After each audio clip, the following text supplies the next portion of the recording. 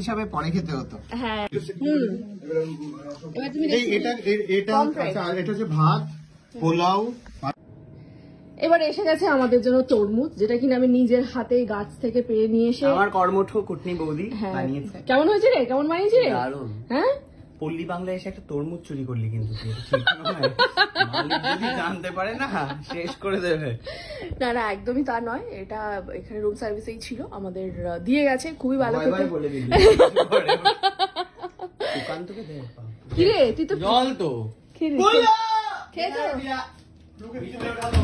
কি খাওয়াতে পারলে না? তরমুজ তো খায় না।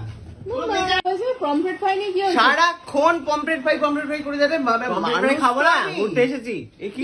ঘুরতে এসে পমফ্রেট ফ্রাই এর কি সম্পর্ক? আরে ঘুরতে গেলেই পমফ্রেট ফ্রাই খেতে শুরু করেছি আজকাল, নতুন এটা শিখেছি। নিচে গেলেই খেতে লেবু দিয়ে পেঁয়াজ দিয়ে সুন্দর চাট মশলা দিয়ে হেভি লাগে। পমফ্রেট ফ্রাইটা চাই মাছ ঘুরতে আসলে খেতেই মদ খাবে। ওটাই মদ ছাড়া কি করে খেতে হয় সেটাই দেখাবো। তরমুজ দিয়ে খাবে। তো এখানে এটা আয়োজন করা হচ্ছে আজকে মাদার্স ডে এর জন্য, আর এটা পুরো প্রচুর খাবার দাবার আজকে পুরো লাঞ্চে ভরপুর। কি কি সেটা খাওয়ার সময় বলবো, কারণ এত রেসিপি সেটা বলা যাচ্ছে না।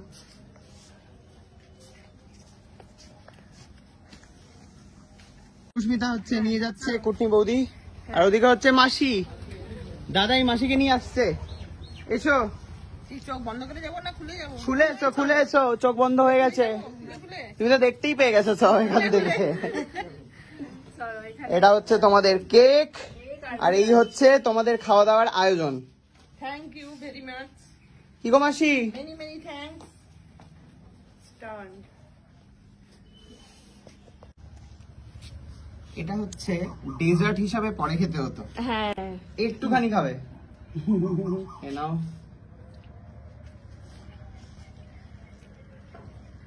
মাসি কিন্তু অনেকটা একবারই খেয়ে নিয়েছে।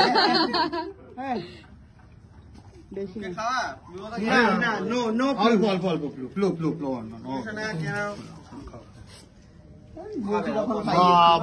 মাসি পুরো ছুরি দিয়ে খাওয়াচ্ছে আমাকে।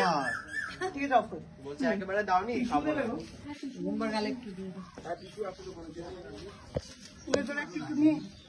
ওটা খেয়ে খাবো। এত খাবার ছেড়ে এখন খাওয়া যাবে না। আচ্ছা, এখানে খাবার দাবার গুলো আছে। এটা হচ্ছে ভাত, পোলাও, মাছের মাথা দিয়ে ডাল। এটা কি আলু পোস্ত না শুক্তো? আচ্ছা শুক্তো। এটা হচ্ছে মাটন। মাটন, আলু ভাজা আছে, পাঁপড় ভাজা, চাটনি। এটা কি বলছি যে পমফ্রেট, পায়েস। এটা কি মাছ? দই কাতলা আর ডাব চিংড়ি।